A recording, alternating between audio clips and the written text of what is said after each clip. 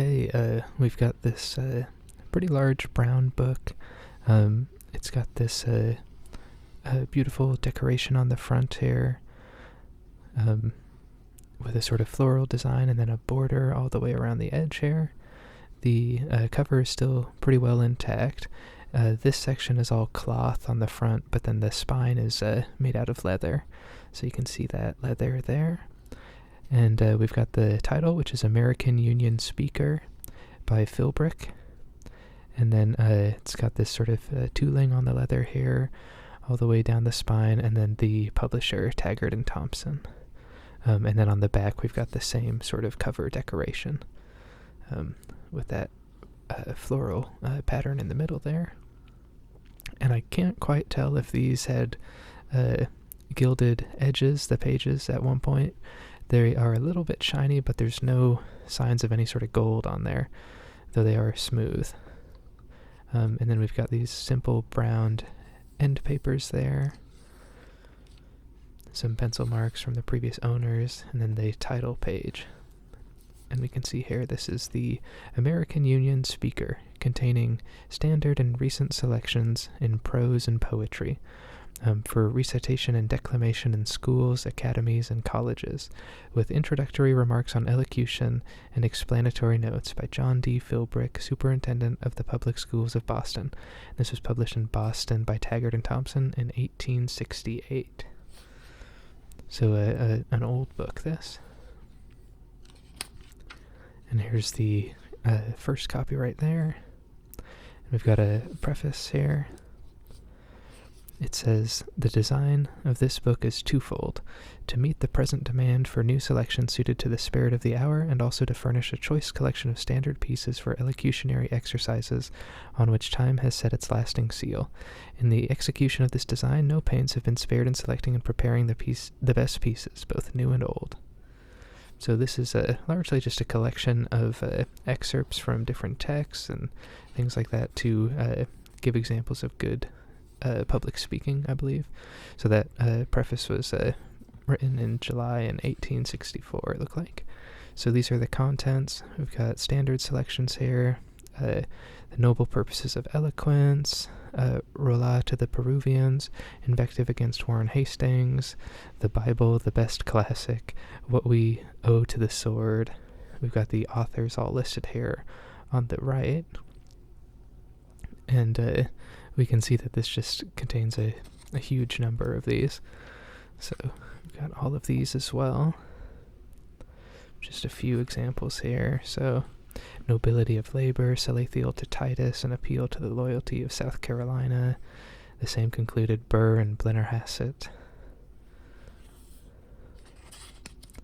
Got more listed here. The murderer's secret, the same concluded defense of American clergymen, peaceable secession, impossible, liberty and union.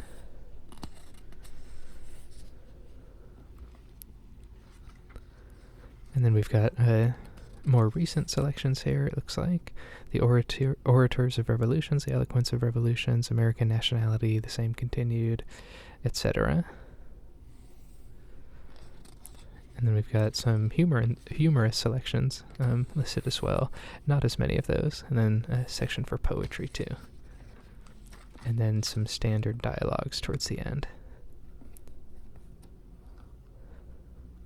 And here's an index of all of the authors that occur. We can see some famous names in here like Charles Dickens.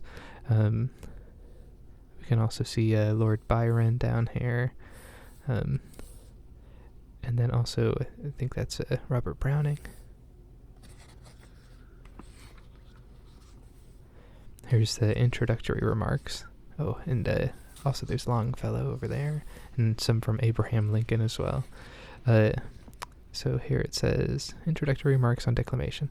It's not my purpose to present here a theory of elocution or a systematic treatise on the art of speaking. My object will be accomplished if I succeed in furnishing a summary of practical suggestions and hints on the subject of declamation, which shall prove useful both to students and to teachers, as have not made the study of elocution a specialty. That a correct and impressive elocution is a desirable attainment, few will venture to deny. In my judgment, it is the crowning grace of a liberal education. To the highest success in those professions which involve public speaking, it is, of course, indispensable. No person whatever is to be his destination in life who aspires to a respectable education and to mingle in good society can afford to dispense with this accomplishment. This book, like so many other old books, is written primarily for a male audience, and so it's uses kind of sexist language. Here is a table of combined consonants and a table of sounds as well.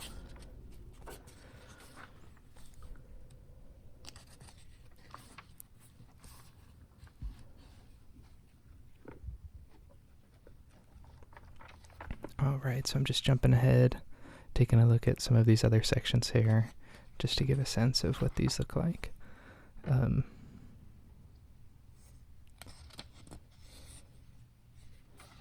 So here's a section about George Washington. It says, Sir, it matters very little what immediate spot may have been the birthplace of such a man as Washington. No people can claim, no country appropriate him. The boon of Providence to the human race. His fame is eternity, and his residence creation. Though it was the defeat of our arms and the disgrace of our policy, I almost bless the convulsion in which he had his origin. If the heavens thundered and the earth rocked, yet, when the storm had passed, how pure was the climate that it cleared. How bright in the brow of the firmament was the planet which it revealed to us. In the production of Washington, it does really appear as if nature was endeavoring to improve upon herself, and that all the virtues of the ancient world were but so many studies preparatory to the patriot of the new. That's a pretty ridiculous flattery of George Washington. There's a section about Napoleon there as well.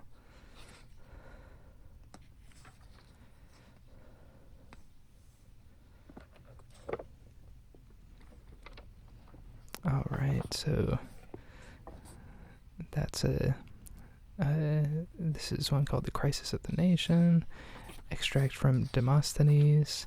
There's a section for Queen Elizabeth here. It says, the reign of Queen Elizabeth may be considered as the opening of the modern history of England, especially in its connection with the modern system of Europe, which began about that time to assume the form that it preserved till the French Revolution. It was a very memorable period, of which the maxims ought to be engraven on the head and heart of every Englishman. Philip II, at the head of the greatest empire then in the world, openly was aiming at universal domination. To the most extensive and opulent dominions, the most numerous and disciplined armies, the most renowned captains, the greatest revenue, he added also the most formidable power over opinion. Elizabeth was among the first objects of his hostility. That wise and magnanimous princess placed herself in the front of the battle for the liberties of Europe, though she had to contend at home with his fanatical faction, which almost occupied Ireland, which divided Scotland, and was not of contemptible strength in England. She aided the oppressed inhabitants of the Netherlands in their just and glorious resistance to his tyranny. She aided Henry the Great in suppressing the abominable rebellion which anarchical principles had excited and Spanish arms had supported in France, and after a long reign of various fortune, in which she preserved her unconquered spirit through great calamities and still greater dangers, she at length broke the strength of the enemy, and reduced his power within such limits as to be compatible with the safety of England and of all Europe. So a pretty long section about Queen Elizabeth there. Oh, and this is really interesting. I forgot to show this here, but this is a book that I found at a thrift store, and this was just in the book, this picture here. I have no idea what it's from or who it's showing.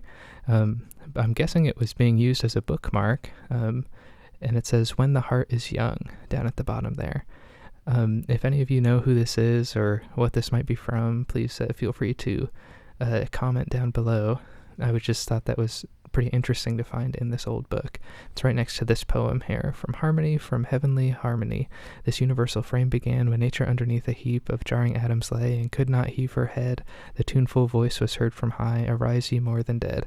Then cold and hot and moist and dry, in order to their stations leap, and music's power obey. From heavenly harmony, this universal frame began. From harmony to harmony, through all the compass of the notes it ran, the diapason closing full in man. Yeah, so not sure why that's there, but it was an interesting thing to find.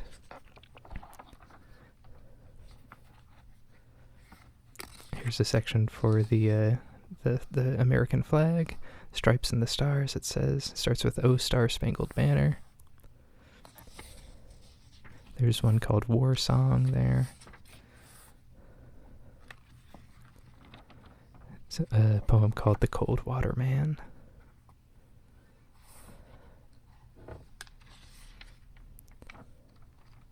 Alright, and we're getting towards the end here.